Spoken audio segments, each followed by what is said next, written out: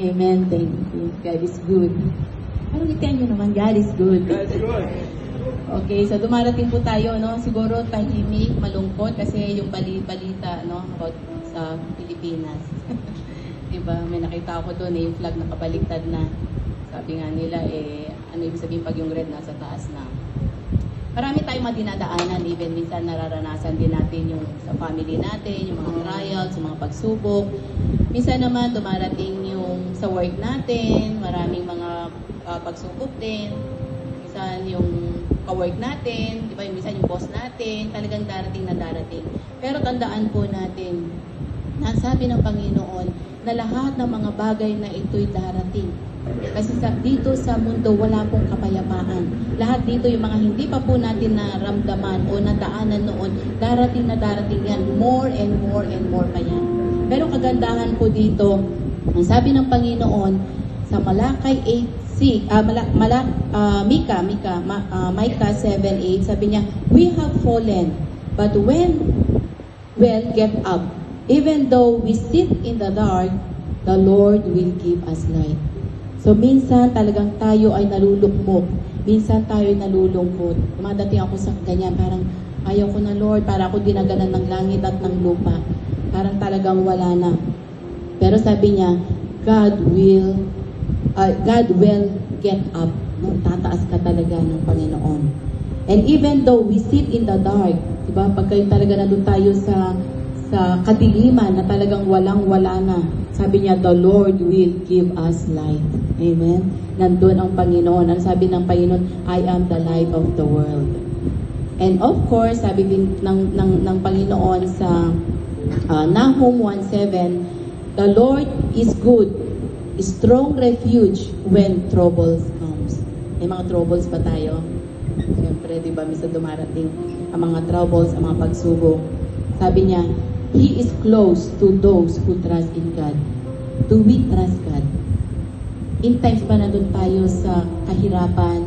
In times ba na bigat na tayo? In times ba na talagang ayaw mo na, parang, Lord, wala na. Tandaan po natin, sabi niya, we need to trust God. The Lord is close. Nandiyan ang Panginoon. Akap-akap Kanya. Especially, tayo na nagtitiwala sa Kanya. At ito pa yung sabi niya, trust God and the fear natin. When we trust God, the fear natin, matatanggal yung takot natin. Dahil marami sa panahon ngayon ang takot. Takot na nababalitaan natin, nawawala ang mga bata. Ako, takot talaga sa mga ganon. Nababalitaan natin yung fear, yung ano mangyari sa Pilipinas. Natatakot ako kung mawalan ka ng trabaho. Natatakot ka kung ano yung future mo. But ang kagandahan dito, sabi ng Panginoon, trust God. And the fear, mawawala yung fear natin.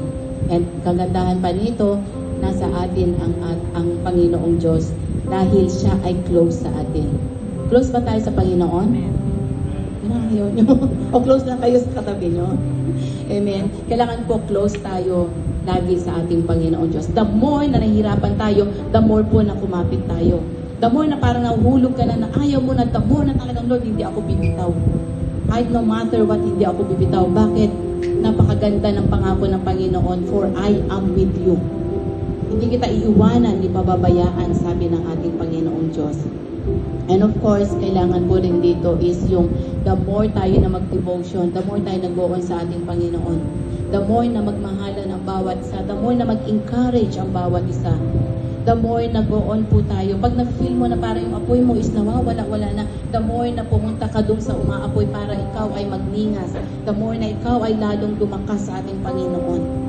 At kung nararamdaman mo na, Lord, parang maano sila, parang malamig sila sa akin or ganito, hindi po. Maaring yung feelings mo yon, maaring yun ang ini-input ng enemy sa'yo. O sabi niya, may sakit ka, ganito ka, no? Kasi ako ilang beses ginagawa ng enemy. Masabi ko, I have the authority. God give me the authority to cast out the devil. To cast out yung mga hindi maganda. At pinagpe-pray ko po yan. Sabi ko, Lord, in the name of Jesus, whatever yung authority na binigay mo sa akin, sa pangalan ni Jesus, tinataboy ko ang mga bagay na yan. At punuin mo, pag tayo ay nagpataboy ng hindi maganda, pagpapuno kayo ng pag-ibig sa ating Panginoon. Lord, punuin mo ako ng the fruit of the Holy Spirit, especially, Panginoon, yung self-control, yung love, yung joy, yung peace. Kasi ayaw ng kaawayan. Pero pag pinalik ng Panginoon sa atin yun, the more we strong. Para tayo din ay makapag-apoy sa ating mga kapwa. Yun po ang sabi ng Panginoon. Muli sabihin ko po ulit sa atin ito, trust God and fear nothing. And again, ulitin ko po, if we fallen, kung nararamdaman niyo po na kayo ng falling ngayon, but well, get up.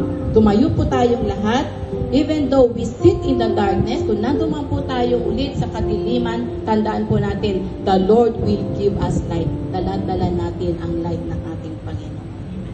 Amen. So, I would like to pray po, manalangin po muna tayo before I give to Pastor Elder. Thank you, Jesus' name. Thank you, O Lord God. Father God, we just thank you for this morning, O Lord God. Salamat po na lagi kang nandyan. Salamat, Panginoon, sa mga promises mo. Salamat, O Lord God, na sabi mo na hindi mo kami iiwanan, ipabayaan, O Lord God. At salamat, Panginoon, dahil ikaw po ang light, O Lord God. At salamat, Panginoon, na lagi kang nandyan. Kung kami man sa oras na ito'y nangihina, palakasin mo kami, O Lord God. Kung sa oras bang ito kami, Panginoon, ay nanglulupaypay, itayo mo kaming muli, O Lord God. At kung sa oras bang ito, Panginoon, na-feel namin, O Lord God, ay kakaiba, Lord, give us the nice mood, Panginoon, na nagmumula sa iyo, O Lord God. Give us the fruit of the Holy Spirit right now in the name of Jesus, O Lord God. At Father, hayaan mo po ng bawat sa amin, Panginoon, ay magmahalan, mag-encourage, more, Panginoon, na mag-unawaan, O Lord God. At more, Panginoon, na nandyan ka, Panginoon. At anuman ang nakikita namin sa paligid, sa social media, O Lord God. And we know, Panginoon, that you will bless, O Lord God. Ito lamang ay mga signs, Panginoon, upang pagpapalain mo ang aming bansang